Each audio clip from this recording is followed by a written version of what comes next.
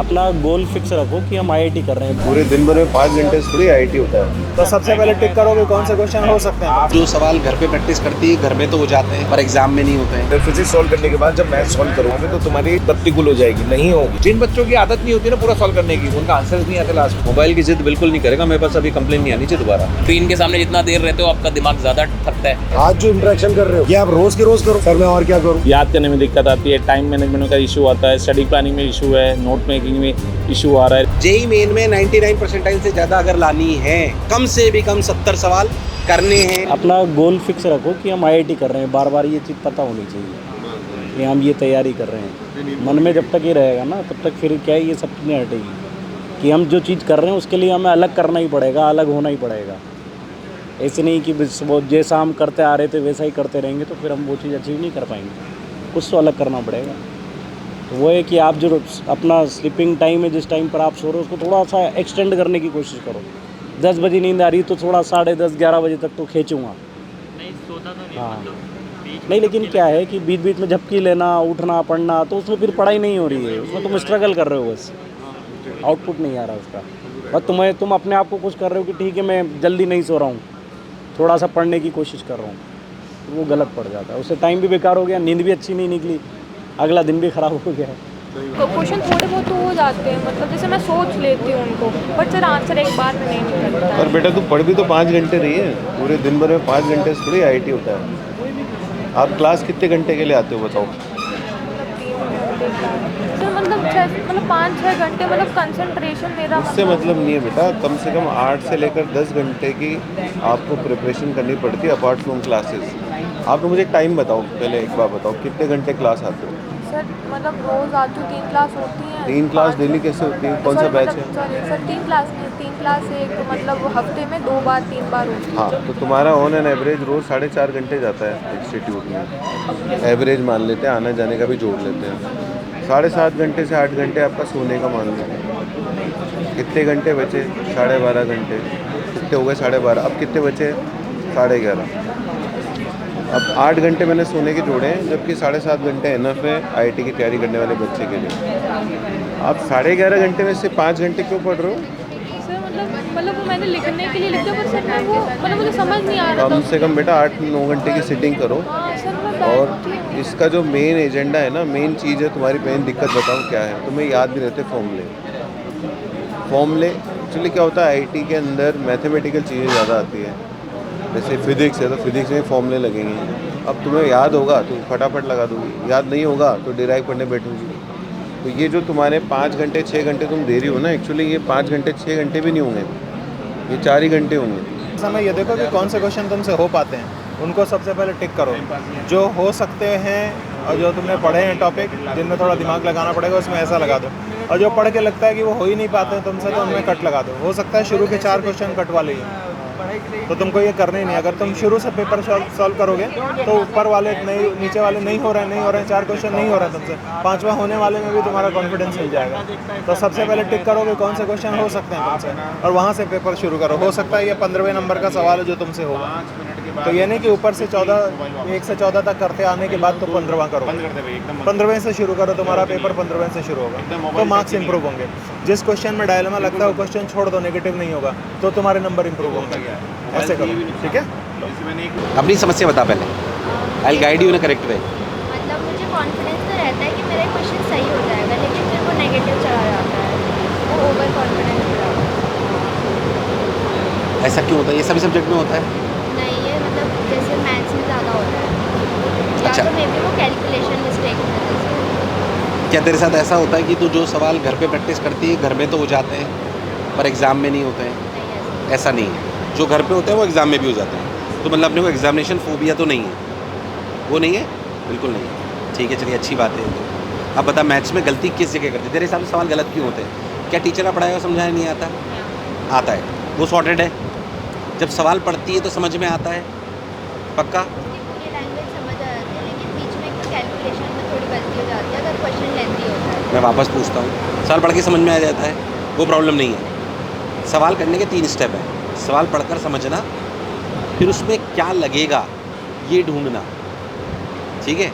फिर जो पता पड़ जाए हमें इसमें क्या करना है, फिर उसकी क्या करना, कैलकुलेशन। पूरे हफ्ते में कितने सवाल करने हैं? अगर जेई मेन देना है तुम लोगों को, राइट है ना? जेई मेन में 99 परसेंटाइल से ज़्यादा अगर लानी है तो अपने को रोज़ कम से भी कम 70 सवाल करने हैं, पूरे हफ्ते में 500 से ज़्यादा सवाल करने, है ना?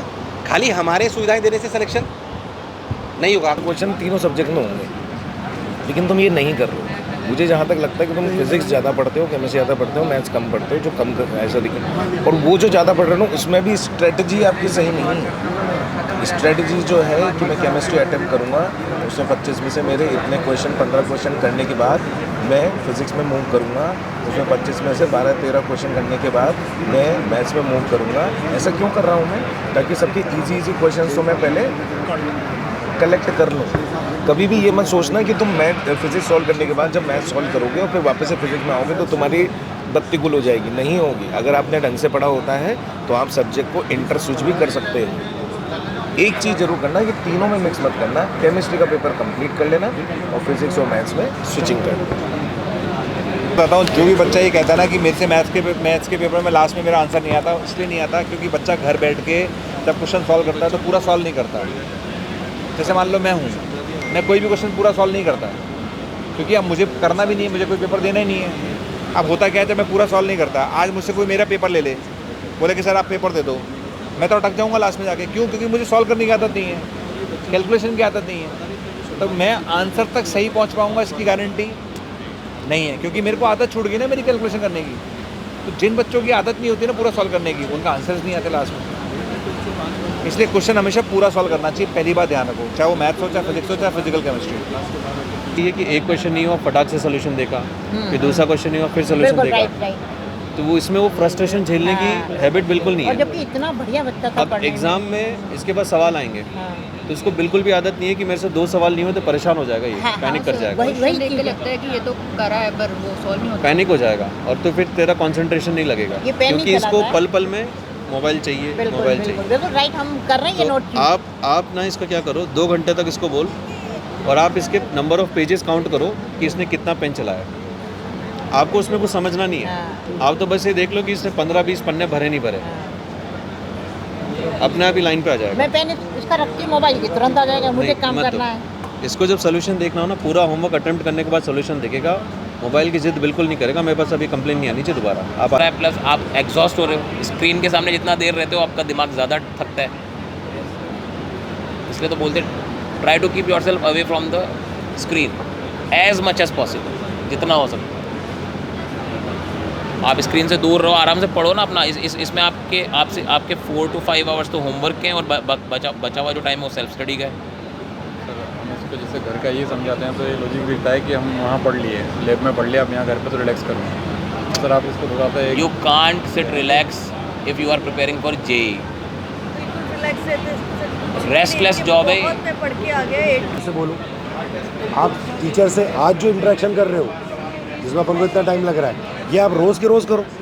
सर मैं और क्या करूँ, मैं 11 में आप चैप्टर बताओ क्या करना है, फिजिक्स वाले से पूछो। फ्रेश चीज़ जो आज यहाँ पढ़ाए वो घर पे जाके उसके प्रैक्टिस आज रिवाइज करा और 11 का एक चैप्टर मेरे से पूछ जाओ, मैं बता रहा हूँ क्या रिवाइज करना। मुझे अपडेट दो हर बार, सुनूंगा तो सही ना मैं तुम्हारी। और अगर ये कर पाएंगे अपन 5-6 महीने तो आप सब लोग IIT में जा रहे हैं, इसमें कोई दो राय नहीं। और अगर अभी जैसे आप करते आ रहे हैं वैसे ही आप कुछ करते रहेंगे तो फिर आप खुद आप दिल्ली में हैं तो मैं भी दिल्ली में रहूँगा। पेरेंट्स भी एक टाइम तक आपको सपोर्ट करेंगे, उसके बाद कब तक कर लेंगे वो। तो तुम्हें पढ़ना चाहिए था ना कि क्या क्या है इसमें, तुम्हें क्लास अटेंडेंस तुम्हारी सही चल रही है, क्लास बिहेवियर ठीक है, हैं? नहीं है ना, इसमें कुछ पॉइंट्स है ना, जैसे ये है ना लर्निंग एंड स्किल डेवलपमेंट में, क्या लर्निंग स्किल में कोई याद करने में दिक्कत आती है, टाइम मैनेजमेंट का इशू आता है, स्टडी प्लानिंग में इशू है, नोट मेकिंग में इशू आ रहा है, रिवीजन इसलिए देखो कितने सारे तुम्हें लोग के लिए दिया ही है, इसीलिए बोला गया था इसको लेके जाओ, घर से भर के लाओ अच्छे से तसल्ली से।